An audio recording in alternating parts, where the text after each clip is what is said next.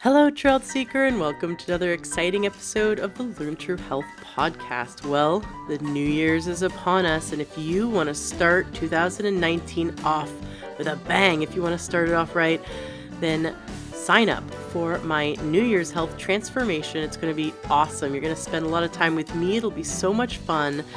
You will get more mental clarity, better energy, better sleep, and more joy and vibrance in your life.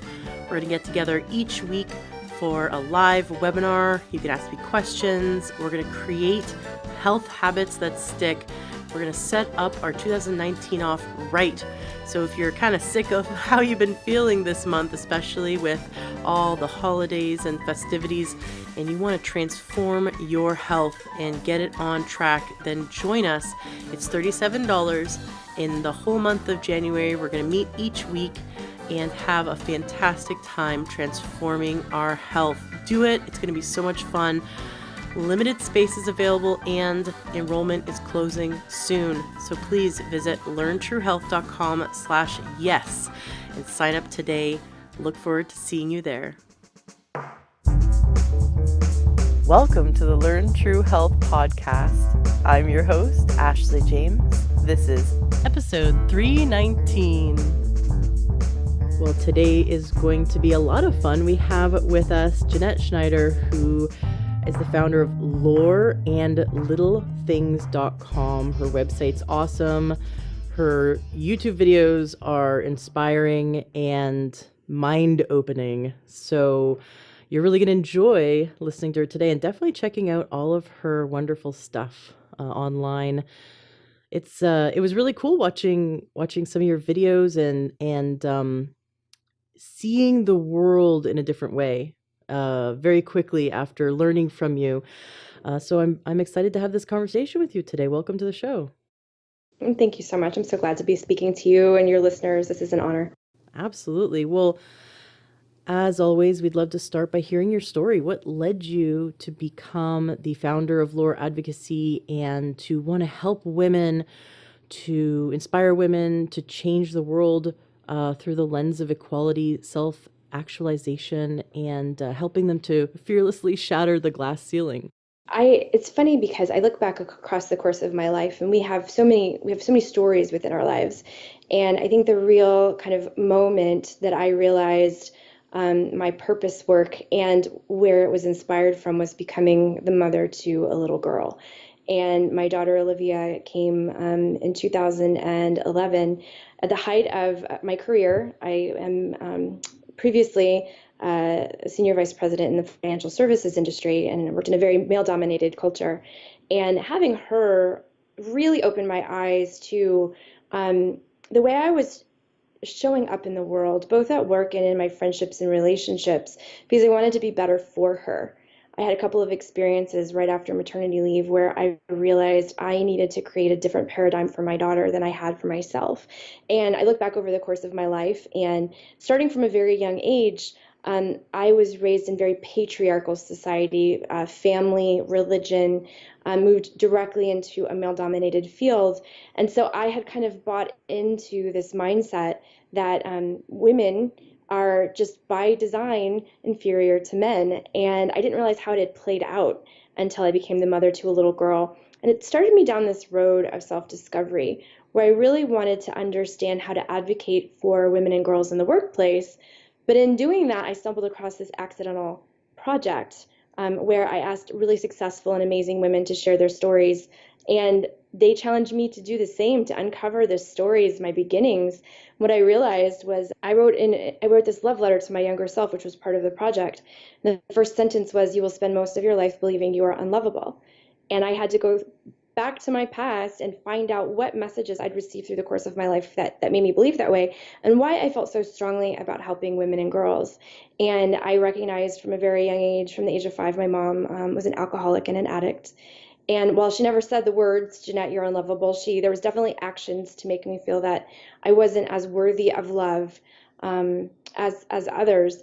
And growing up, also, I grew up Jehovah's Witness, so it was a tough religion to be an outspoken young woman. And so I clashed with some of my leaders and my elders. And there was definitely a dichotomy in having a father and his family who was devout Jehovah's Witness, and my mother being devout, but also having addiction and alcoholism and mental health issues within her family, created quite a interesting dichotomy to be in, where you're kind of living God and religion. And you don't realize through the course of your life how all of these messages and belief systems are really just, they're infused within the DNA of who you are as a person.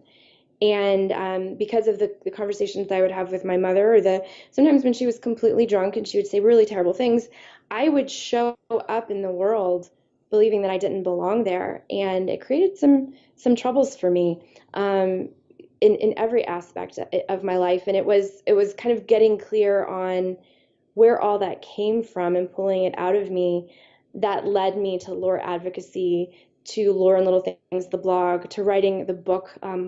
It was all, and lore, the word lore, it's an old word. It's the folklore of your life, and it really was looking back on the folklore and all the stories I believed about myself and all of the things that may have been untrue, culturally, socially, generationally, whatever they may be, and really pulling them out of me and helping other women do the same, so that we could unhitch ourselves from these old belief systems, so that we could live more purposeful lives as we move ourselves into the community and into the places of influence, and especially with the next generation, making sure that we're cleaning up our self-talk and the things we believe about ourselves before we send our little people into the world with the same messaging.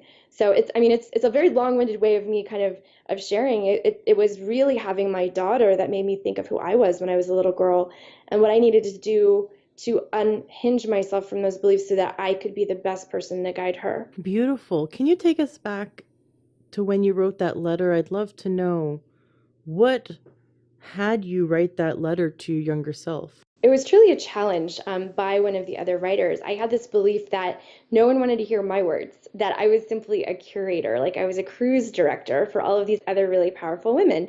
And so, because I had a platform and the ability to write, I would ask them to write these love letters to their younger selves as a form of viral mentorship. And it was as they were writing them, they were really beautiful, and they took time and they did visualizations that we talked through. And as they started coming back to me and saying, this was really hard, or this was therapy I wasn't expecting, like this is something that people have to do, I started interviewing them. And in one of the interviews, one of the writers, Amy Jo Martin, looked at me and said, where is your letter? And I was like, I mean, like, you guys are, and she's like, no, you absolutely have to do this. If you're making us do the hard work, you have to do it too. And it took me a while to write it. I was in the process of writing my book while I was writing my letter. And when that first sentence hit the page, it just knocked the air out of me, because I realized how true that was, and how I was entering so many of my relationships and my work situations really at a deficit, because I didn't have this belief that I was lovable. Do you think everyone experiences that belief, or do you think that through writing a letter to our younger self, we start to uncover our own limiting decisions and limiting beliefs? I truly believe everyone, we are all puzzles, and I think it's each person's individual journey that helps them unlock some of those base belief systems and messaging. I would love to believe that not everyone thinks they're unlovable. Unfortunately, I've had enough people write letters or share with me that it was an unworthiness or a belief that they were unlovable, that they weren't good enough. There's a lot of people who've shared with me that they believe that things were their fault that really weren't. I had one woman who shared she was molested from the time that she was 4 years old, and it wasn't until she wrote the love letter to her younger self that she realized she thought she was to blame for it. And she wrote to her 4-year-old self, "This isn't your fault." I think everyone has their own storied lives that they have to really pull apart and understand. But unfortunately, I'm seeing a lot of themes within the same kind of grouping of words, that's unwanted, forgotten, a lot of blame on oneself, taking on responsibility for things that you have no right to at 4, 5, 6 years old. So there's definitely themes, but I think it's each person really has to come to the table and be willing to be vulnerable with themselves. How did you come up with the idea of asking these successful, powerful women to write a letter to their younger self? I have, because of my career and the things that I do, and some of the groups that I was networking within, and some of my clients, I have access to really amazing, successful women that not many people would have access to. And so I recognize that, especially because at the time with my firm, we were embarking on the gender lens movement, which was looking at companies and understanding how they were treating women, pay parity, maternity leave, how many women were on their board. So I had data to back up what I was feeling. I was feeling like we needed to support women and girls, but then I had data that says, yeah, you really need to do this. And by the way, they need to see what they don't. They need to see other women in these places of power in order to be aspirational and motivated. And so I started asking the women that were in my circle, hey, I know your story, but a lot of women would love to hear that you've achieved great success and you had these terrible things happen, or you came from poverty, or you came from a broken home, or severe self-esteem issues, or body dysmorphia, and look where you are today. Like, they would love to see your humanity. Will you take off your shine and share it with them as a way of virally mentoring them? And it was in a conversation with my friend, Jessica Moore. She's a news anchor in New York now. And she and I were at a weekend retreat for, a couple of girls, and I said, I want to write love letters to women and girls. And she immediately raised her hand and said, I'll be the first. And it was after we posted her love letter to her younger self that we had this barrage of phone calls, emails. People were coming up to us at events and saying, why aren't we doing this? Why aren't we sharing this with one another? And it was the writers who were privately sharing with me how cathartic the process had been. That's so beautiful. How does someone decide the age that they should choose to write a letter to themselves? I believe in the power of visualization, and I think sometimes we get too caught up in our own minds. So if you can sit back for a minute and really start to just close your eyes and envision a younger version of yourself and really get her clear in your mind, and she will naturally come to you. Pick out her clothing. What does she look like? What are the expressions on her face? What is her stance? Where is she? And once you start to really get clear on what she looks like and the words that come to mind as you're looking at her, ask her what she needs from you. And a lot of times that's kind of the big message. I had this little poor dejected little girl looking at me at 5 years old saying, I just want you to love me. I just want to be protected. Um, and I think with everyone, it's their own visualization process that starts to unlock these little unconscious memories and beliefs. And these little girls that really need to be, we need to almost reparent ourselves in these moments and say, hey, I've got you, or you didn't know better, or you're going to be okay, or you're so powerful. And all of a sudden you're having this conversation with this younger version of yourself. And it's a really beautiful process to behold. So when you wrote yours, what unfolded for you? Oh gosh. It's been a journey. So recognizing that I had this belief system, I started poking at it rather than being afraid of it. I think once you find these like really incredibly sobering moments, sobering beliefs, or sobering thoughts, you start to kind of say, how did that come to be? And I started to realize exactly what situations, and started to go through my memory as to what situations made me believe that I was unlovable. And that was quite, a journey, an exploration, but then also how it was showing up. And since I wrote the letter, I've completely restructured the way I enter friendships and relationships. At the time I wrote it, I've been divorced for almost 6 years now. At the time I wrote it, I'd been single for quite some time. And I'd decided to move from this kind of, hey, please love me, which was showing up. I was picking men who were emotionally unavailable. And I decided to end that and get very purposeful and realize I needed to start dating from a very mindful place. And so the relationship that I am in now is a beautiful relationship where we speak very openly about what we're trying to accomplish as a couple, what our triggers are, what our concerns are. I've never had such a mindful, purposeful relationship, and I don't know that I would have had the tools to enter it and had been an advocate. I don't know that I've ever been an advocate for myself like I am in Mm. this relationship. And it's truly beautiful to get to a place where you're like, I finally know my value because I had to go back and unwind all of the old and rewrite it. And don't get me wrong, that doesn't mean it's perfect. We've had a couple of moments where I've been triggered and I recognize, oh, there's another layer. We recently had our first little issue, and I said, I recognize that not only do I believe that I'm not lovable, I believe I'm easily leavable.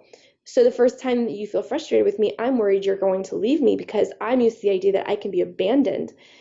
And being able to say that out loud to your partner who's also there and choosing to be there with you has been something I've never experienced. And I'm doing the same thing in my friendships and in my work relationships where I'm choosing to bring people in my life who uplift me and to make sure that we understand each other's value and we're not using old drama patterns or ways of relating, and instead are trying to push each other to be like the best versions of ourselves. So it's very mindful relationships that have come out of my letter to my younger self. I love it. Now you have this book, Lore, Harnessing Your Past to Create Your Future. What will people be able to do with your book? Is it more of a journey or is it more of a workbook? That people that read it, you have, all 5 stars, which is so unheard of. So Thank you. congratulations. Thank you. Yeah. So, obviously, I mean, you definitely have something of value. And I think we can all, men and women alike, have created negative beliefs about themselves and taken on, unfortunately taken on the traumas from the past. And if our parents fought, we took it on that it was our fault or we were unloved, or, the things that happen, maybe we had a teacher I had a teacher, grade 1, 2 teacher. We had a grade 1, 2 class together, and she turned out she was fired for being an alcoholic, and she was incredibly abusive to us. But it took me many years till I realized that it was her, not me.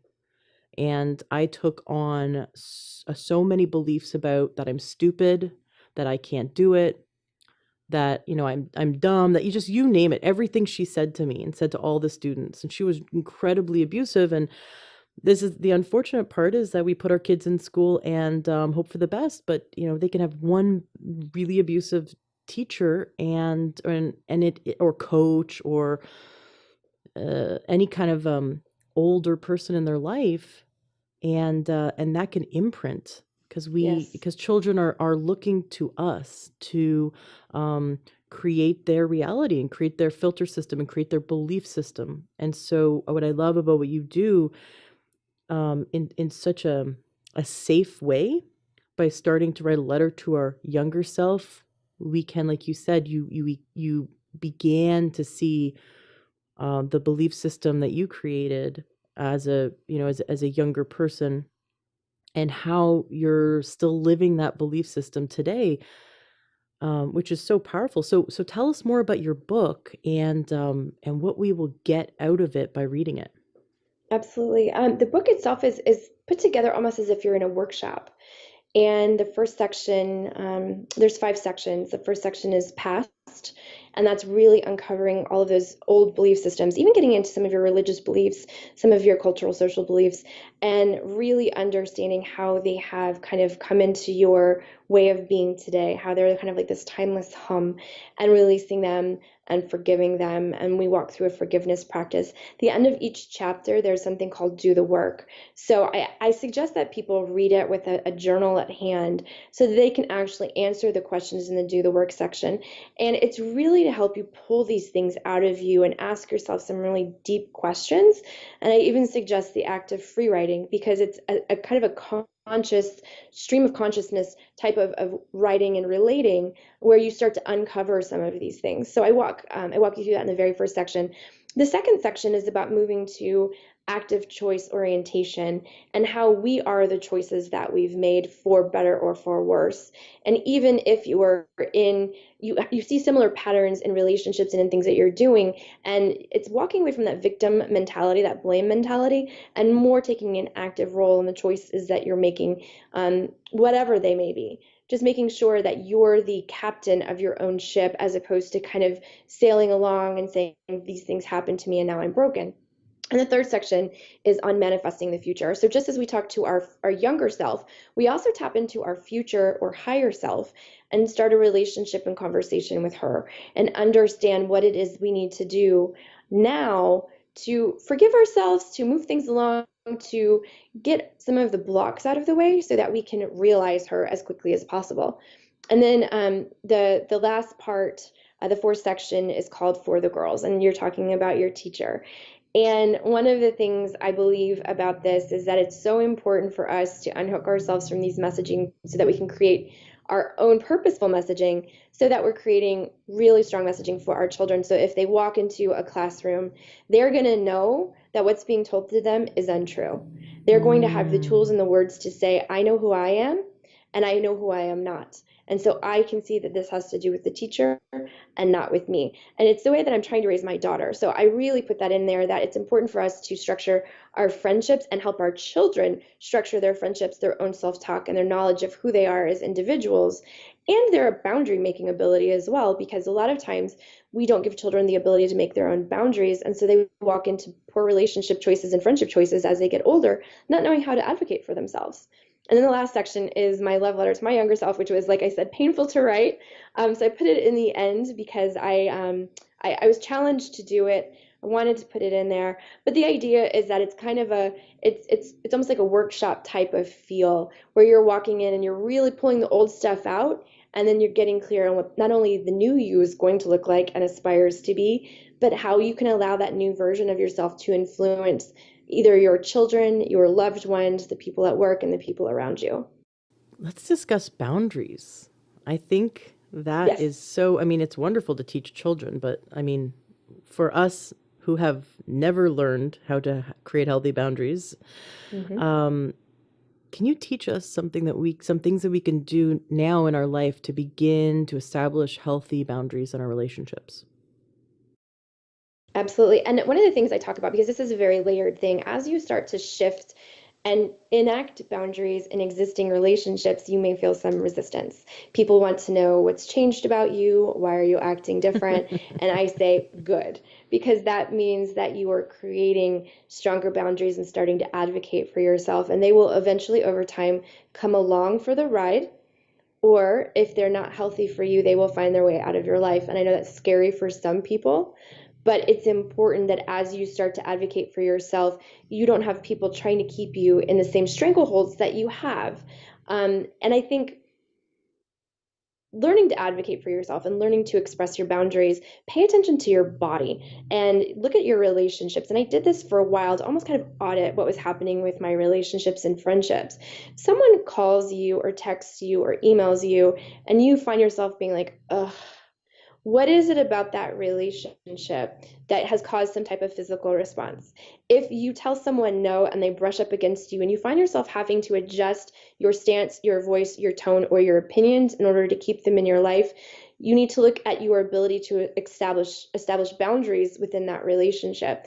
So I would love to say it's a one and done type of thing, like here is my boundary, don't cross it. But as you start to create boundaries, you will also have people that resist against you. And I've had to have a couple of uncomfortable conversations with folks who are like, you've changed, what's going on? And I said, I've spent a lot of time working on myself. I want to be the best version of myself I can be for myself and my daughter. And so that means that I've had to adjust my way of relating to some people. So I only allow these types of characteristics and attributes within my life now. I would love for you to come along with me on this ride. And I've actually had a few friends say to me, thank you for having this conversation with me. That's what friendship truly is.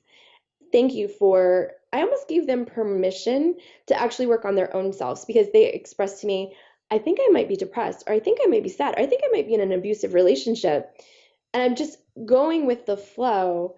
And they would ask me, what can I do? Here's, I suggest journaling, free writing, some books, some self care, some self development, but it almost gave them the ability to start actually saying, okay, I need to take some responsibility for my own life as well. So as much as I love the whole idea that self-development can be answered in a meme that you post or a great quote and everyone's like, oh yes, that's it. Self-development and learning to establish stronger boundaries and creating a new paradigm for yourself also requires the hard work and the shifting of relationships. So even though that's sometimes painful, it has to be done. And there's sometimes, where I've had some old relationships, some old exes that would come back around, and I had to get very, very strong on my boundaries and say, when you show back up, here's the dance that we do. It's not healthy. I won't participate in this any longer. And eventually, they either respect you and you recreate that relationship, or they find their way out. I first learned how to enforce healthy boundaries through um, this method of nonviolent communication. Have you heard of that? Yes, yes. Is that a good resource that you recommend people look into when they want to learn how to enforce boundaries? Absolutely, because I think sometimes we need you can't read one book and be like, I've got it now, right? But it's a start for you. It gets into your subconscious and it helps you start to reframe your wording and the way you show up and paying attention to body language and communication styles and healthy languaging.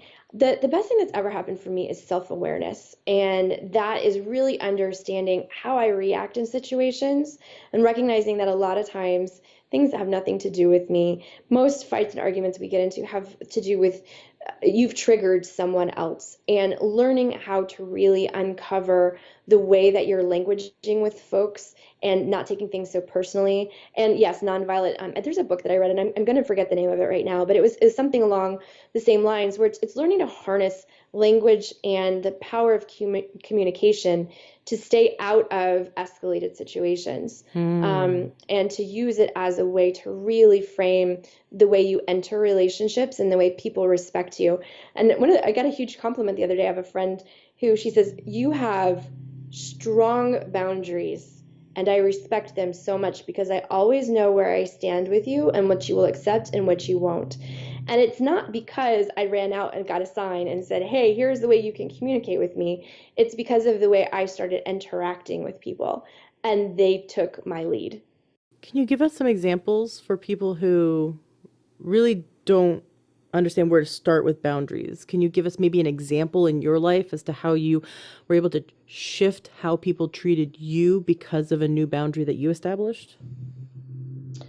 Sure. So I had a couple of friendships, long-term friendships, that had become a little, I don't know that I would say they're unhealthy or toxic, but over the course of time, when you've been friends with someone for 12, 15 years, you change and grow in different directions. And so sometimes the way that they relate to you or talk to you has to do with reminding you of bad things in your past, using guilt or manipulation. And once I started to realize that that was becoming a pattern, I had a heart to heart and said, "I love you, but I've recognized that we relate to each other. We're almost bonded in a toxic way of communication, and I'm not going to do this anymore. Here are some things that I've read about." And with one friend, I actually sent her an email with recommendations, an article that I had read, and said, "Hey, I really love this article, and it has a lot to do with what we talked about with the way that we're communicating, and I think that we can try some of these things." And she was totally up for it because I think sometimes people just want permission to be better and to learn more. So if you get to a place where you can say, "Hey, let's work on this as a friendship, like as friends, I'm seeing that we are doing this. Can we do this? I'm not going to accept this behavior any longer." And we had a couple of arguments because there was some old passive behavior, passive aggression, um, where when it would happen, I would say, "Hey, I'm not doing this," and she'd back down. So I think it's being able to say it out loud sometimes, and not in a "why are you acting this way," pushing you in the chest, "get away from me, can't believe you're over my boundaries again," but reminding them that they've crossed them. "Hey, I'm not doing this. Hey, this isn't what we talked about." And there was another one where we were actually body shaming each other, and this Mm. was almost in solidarity. It wasn't because we were being mean to one another. It was almost like there was she had a kind of self-hatred of body, and in solidarity I would hate my own body with her, and then we'd start to we were starting to pick each other apart to some extent in solidarity, which doesn't make any sense in the grand scheme of things. And once we had kids, we realized we really have to get away from this. We're doing it because she was in an industry where her looks have a lot to do with her income, and it was a topic of conversation a lot. And one of the things I did was I had a tough conversation and said, "Hey, I think every time we do this, rather than us calling each other out, what if I look at you and say, 'You have such a beautiful smile. You're such a great cook. You're a good mom.'" And it automatically reset her, and she would laugh and start to do the same thing to me. "You're a great writer." And so instead of us like, we would just kind of laugh at this little inside joke we had where we were resetting each other in the moment and making it aware that we were crossing boundaries and behaving inappropriately again, in bad behavior and a bad way of relating because it was really tearing us each down. And let's reset ourselves together. That's so beautiful. complaining is so destructive. And yet, Yes. you're right. We do it sometimes thinking that we're supporting someone, like that fear that if I am empowered and I shine my light, that I will somehow insult people around me by being empowered and by being positive. And so complaining or tearing or tearing ourselves down in a what we think is a humorous way, um, disempowers others. Even though we think we're helping others by doing it, we're actually disempowering others because we're keeping in that old um, being powerless, being at the effect of the world kind of conversation where we're not, like you said, empowered. And when we move over from being at the effect of life, being almost like in that victim mentality, and we choose to actively stop complaining in life and choose to actively look for and point out the things we are grateful for, that we love in our life, that starts to grow, and it totally shifts. It takes us out of stress response. It shifts our perspective. It shifts our conversations, and even on a neurological level, the reticular activating system in the brain, which is part of the brainstem that helps to filter out information. When we shift our focus enough, it actually shifts our reality. It shifts our what we see and what we don't see in the world, and so our entire world shifts when when we take a hold of ourselves and go, this is a boundary I'm having with myself and with others by choosing to not complain. Now, not complaining doesn't mean that we can't change things we don't like, but that like, oh, I didn't like that I got to work late. Okay, what can I do to change it? Rather than, oh, that's stupid. I got all the red lights and, traffic was so bad. Can you believe how traffic is? And so complaining doesn't change anything or empower us, but looking to take responsibility and looking for the what we can do to shift things in the future. Now I'm not complaining. I'm just looking for what I want to change, and that empowers me. And so I love that you're pointing this out as a boundary to set with your friends, because, and then tend to point out what you love about them and what they love about you, um, because it sets that example for your daughter, for the people around you, and it also, on a neurological level, makes you a happier person. Absolutely. And I think even with my romantic relationship, we actually made lists of the things that we love about each other. So Oh, that when we're having moments where there's tension or frustration, or we're getting into the mess of life, the muck of running kids around and trying to get from here to there and still make time for each other, we can remind each other of all the things that we love about each other. And I think it's a practice that is so necessary, because I think sometimes I get frustrated with the whole choose happiness, because it's harder than that, right? But I think once you change that orientation and you actively do the work to get to a place where you're like, I'm going to see what's positive about this relationship or this person, even though we're going through a tough time, I'm going to say out loud, I am so impressed by your strength. I'm so impressed by the fact that you were able to handle that situation. I know that you're tired, but look how you did XYZ. It helps even he and I relate in the stressful moments. beautiful.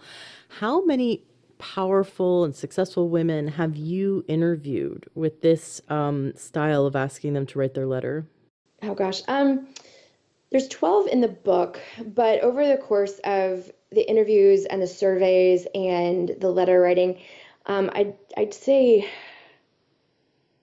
over 100 at this point, because I reach out to women in different ways, and it's kind of interesting because a lot of them, women love to share their stories. And so a lot of women did the work and then let me interview them, which I think was really beautiful, because I would get back these surveys um, where they would get really deep, and I think that's sometimes some things that we don't do. I would get these letters back from women sometimes, and it was like you get snippets and sneak peeks, and then we go a little bit deeper. So I'm probably over 100 at this point.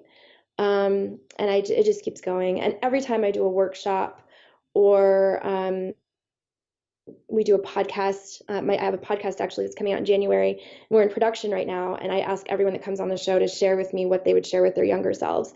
And just the wisdom and the gold that comes out of that has just been so astonishing. It's almost like it's hard to even put a number because it's just becoming the course of my conversations on the Right? daily. That's wonderful. It's beautiful. I'd like for you to pose some questions now for the listener to journal later on, or to begin to ask themselves to open up this conversation. So what kind of questions should the listener ponder and reflect and go inside themselves and journal?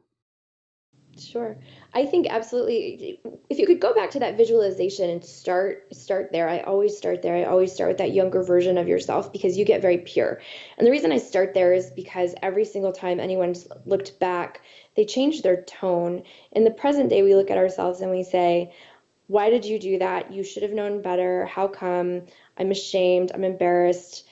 But when you look at your younger self, you take on this very nurturing tone. So I would Mm. suggest the listeners look back at that younger version of yourself because you're going to find your stance soften. And you need to get to that really beautiful place of holding yourself in a place of support before you ask yourself these questions so that you can really get to the soul of who you are and see that younger version of yourself. Not only visualize, and men and women can do this. I've had so many guys that have done this and have been so astounded by what they found. Really get down to that visualization, that vision of who you were as a younger person, what she needs or he needs to hear from you, what message you need to share, and then go a little deeper. Ask the question, what are you most proud of? And this is of your current self. What are you most proud of? What was your greatest accomplishment? What was your biggest lesson? And have you gotten far enough away from it that you know what it was yet? What was your most humbling experience, I guess is the best way to reframe it.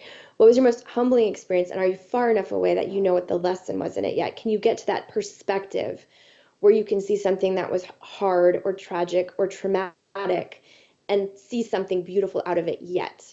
One of the questions that I ask that is always very eye-opening is, what were you missing as a child? Who do you need to forgive? And is that person you? Ooh. Because we leave ourselves behind so many times or blame ourselves for things that are not our faults. And even though consciously we may know our parents did not get divorced because of us, consciously we may understand I was not molested because I did anything inappropriate. Consciously I know I didn't do XYZ. We have carried these little memories. It's almost like the Pixar movie Inside Out. You have these little memory orbs within you. And it's almost plucking them out and starting to really brush them off and understand what makes you who you are and what has created these automatic responses and ways of relating.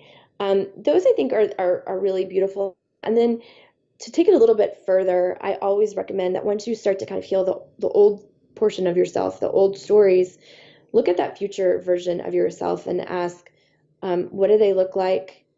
Who surrounds them? What are the characteristics of the people who surround them? Can you explain what you meant by look at that person and look who surrounds them? Sure. So, in my opinion, or not even in my opinion, what I've experienced is that when you look at a future version of yourself, rather than looking at how much money do they make, do they have, like, are they wrinkle free, are they fit, don't look at any of that. Look at the people who surround them and support them. And rather than looking at those individuals as status or what have you, look at the relationships and the characteristics and values of those relationships. It's going to show you what's important to you. So is it that you have a support system, someone that sees you fully? Is it that you have a loving relationship with your partner, spouse, or you have a beautiful supportive relationship with your children? Do you have a business partner? What's your relationship like with your business partner? So it's really understanding the tribe of people who are surrounding this future version of yourself, because what you'll find is that in that visualization, there might be some cleanup that you need to do. I truly believe that the work is internal, but we also need the support system and the structures around us in order to actualize it. So if those characteristics and values of the people who surround your future self are not present in your current day situation, what do we need to do to get you there? Oh, so it's in a way it's allowing us to see what we most value in our life and then seeing the gap between where I am now, where I want to be, and that gap is what we need to close. Exactly. Exactly. That is it's a really cool visualization. I like it. I like it a lot. Thank you. And thank you for those questions. I definitely encourage listeners to ponder and to journal, and to think back, using those questions. Questions are the most important thing when it comes to personal growth. Because I mean, any of us could talk to her blue in the face, but it's when we do the going within that we have our Yes. breakthroughs, that we have our aha moments. That's very cool. What lessons have you taught your daughter out of all of this, that's unfolded for you? What lessons have been very apparent that you have taught your daughter? I think it's so important for me to know that she has a firm understanding of self and who she is. I want her, she's strong. She has a very strong personality. I joke, I'm raising a woman. So she came out with this stubbornness and this sense of self that's absolutely beautiful. But I had to get very clear on the messages I was sharing with her because I didn't want them to be from my past. And I wanted to make sure that I parented consciously. And I honestly didn't know how to be a mother, to be completely honest, because I never had a strong female role model in my life. So everything I do with my daughter is very purposeful. And so I created messaging for her around head, heart, and health. So her head, what are you feeding your mind with? Your heart, what is it that, how do we show compassion? How do we understand gratitude when we have so much? And health, instead of talking fat, skinny, we talk about the strength of our bodies and how our body holds our beautiful minds and our beautiful hearts and has to get through life with us intact. So we need to make sure that we are strong and resilient, taking care of our teeth and taking care of our hearts and our cardiovascular systems. So we have these really deep conversations. There's rarely a because I said so. She asks a lot of questions, and at night we have our prayers where we express our gratitude, what we'd like to ask for help with, and what we're working on. So she also understands who she is, both her dark and her light. So she understands that she's strong, she's smart, she's beautiful, she's funny. She knows those things without a doubt. So if anyone comes to her and makes fun of her and says she's not any of those things, she has the strength and wherewithal to know that they're not telling her the truth. And whatever hurt they're giving her, it has to do with them. Because she has this little mantra of things that she knows about herself more than anything. And then second to that, it's really understanding how she relates to the world. I want to make sure that as she moves through life, she has compassion and intelligence. And if she's ever offered popularity, she understands that she's to use it as a platform to help others and to bring others. Because if you have the ability to use your voice and influence people, you are to do it for good. So we have some pretty deep conversations for a 7-year-old, but she's right there with me and she totally gets it. I bet. I remember being 7 thinking I knew it all. So That's about right. yeah. Now, I know your book recently came out, and since you finished writing it, um, can you share a testimonial? What stories have people shared with you? How has the book helped people? What have you heard from your readers?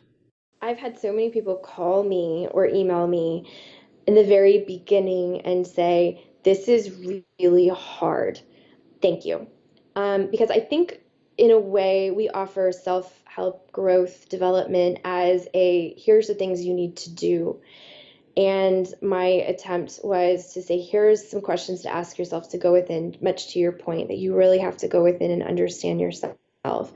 And I think it's the one thing I've said to everyone who's come to me into this is hard work, was that resistance is for you, right? You need to lean into it if you're feeling resistance, because it means there's something that I've triggered or that needs to be unlocked that's within you. And I think it's been really powerful. I've had several people get emotional about it, which at first I was scared of because I thought, oh my gosh, I'm making people cry and I'm making them sad. But what I've seen is that they feel that they've been given a gift and that it's changing the way they view themselves and the people in their lives.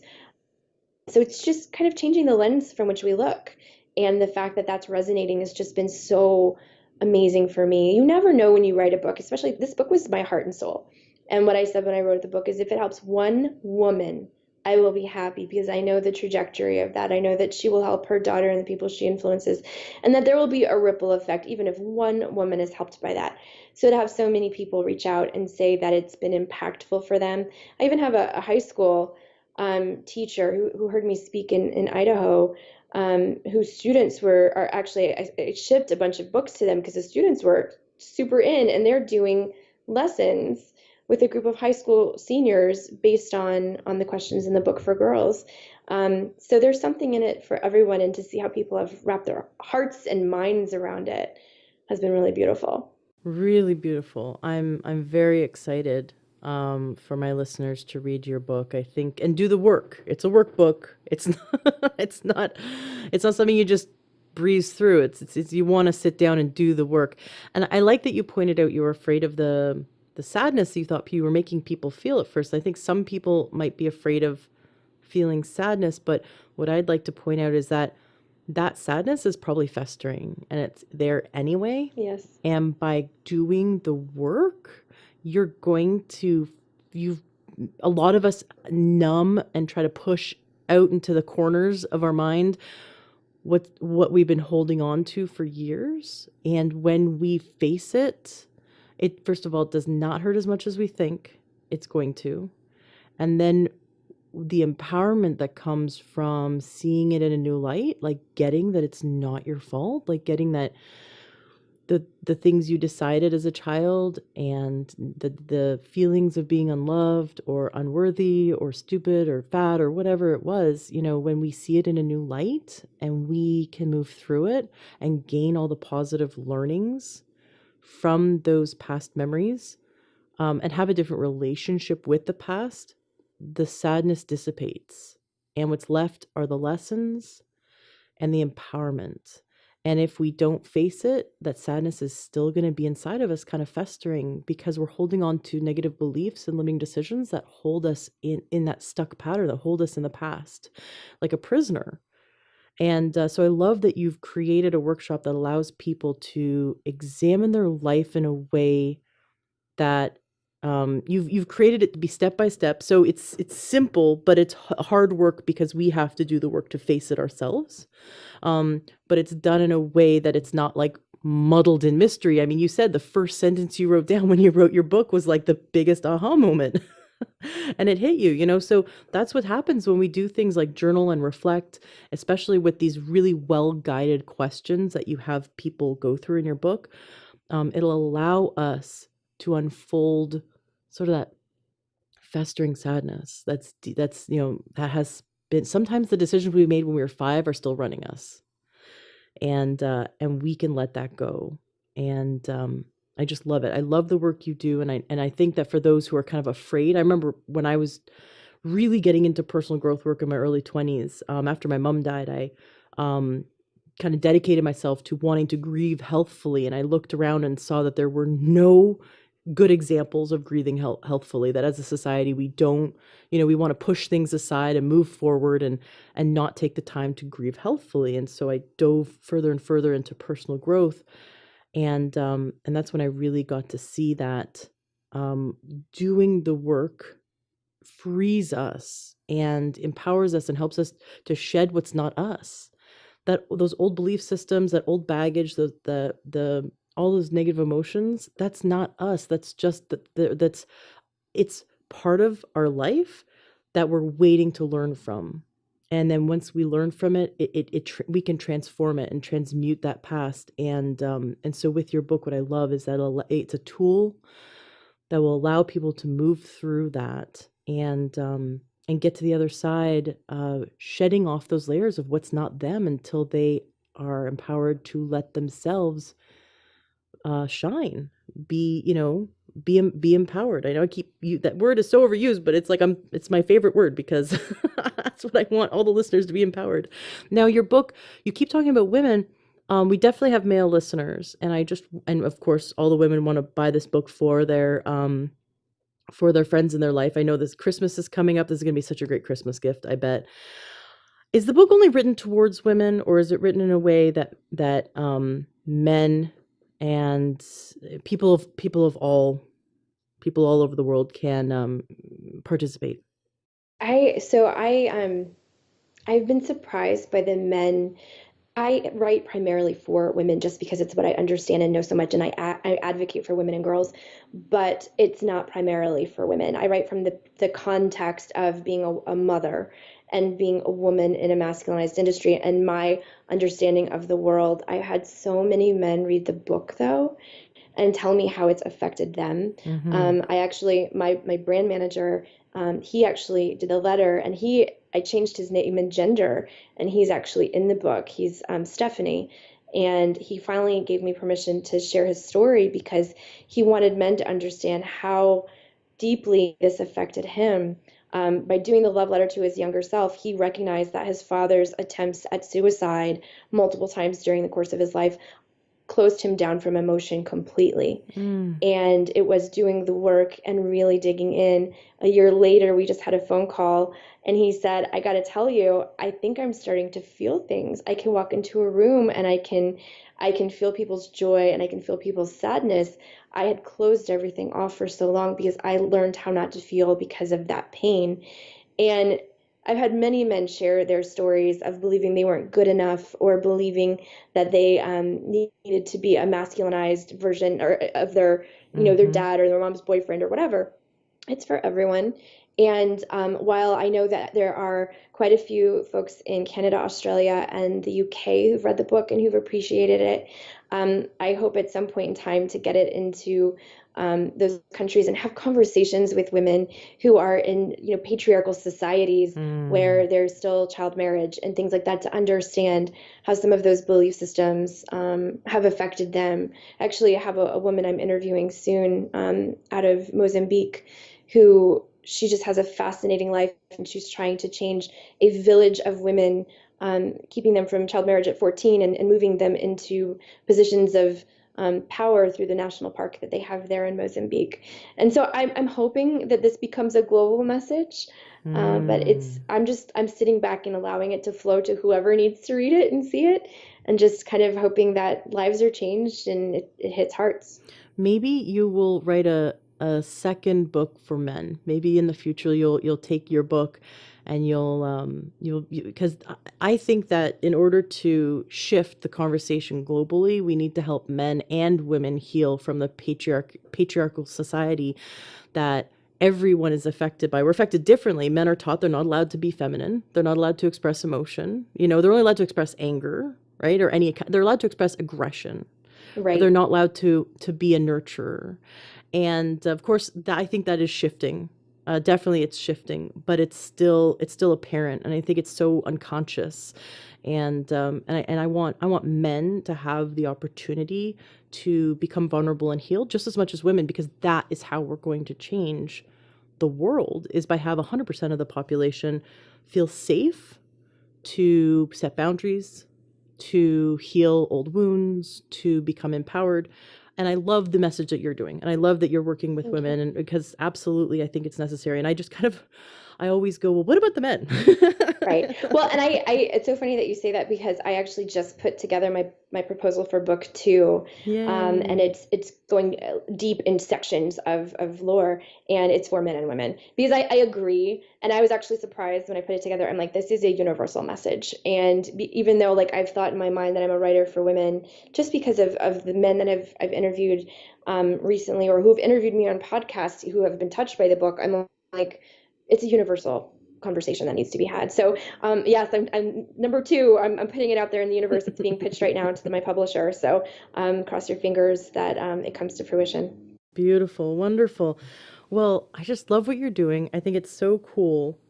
Is there anything that you wanted to share today that you didn't get a chance to share yet? No, the only thing that I would want to, just leave people with is the same, very just highlighting your message, what you shared about the past is there to teach you. And if you feel resistance, lean into it. Mm. Those messages and those things will show up in other ways. They'll show up in future relationships. Even if you succeed and have an amazing career or success or something like that, you will have these things continue to bubble to the surface. So my only request of anyone who ever listens or has this conversation is when you feel the tears start to come, you feel the resistance, you start to close the book or you start to close your mind, that's when you lean in deeper and get deeper into who you are, because the other side is so much more blissful. Beautifully said. Thank you so much for coming on the show, and please come back every time you publish a new I love it. book. I'd love to have you come back and teach us more. Thank you so much. I appreciate it. This has been a lovely conversation, and thank you so much for having me. Are you looking to optimize your health? Are you looking to get the best supplements at the lowest price? For high quality supplements and to talk to someone about what supplements are best for you, go to takeyoursupplements.com and one of our fantastic true health coaches will help you pick out the right supplements for you that are the highest quality and the best price. That's takeyoursupplements.com. takeyoursupplements.com. That's takeyoursupplements.com. Be sure to ask about free shipping and our awesome referral program.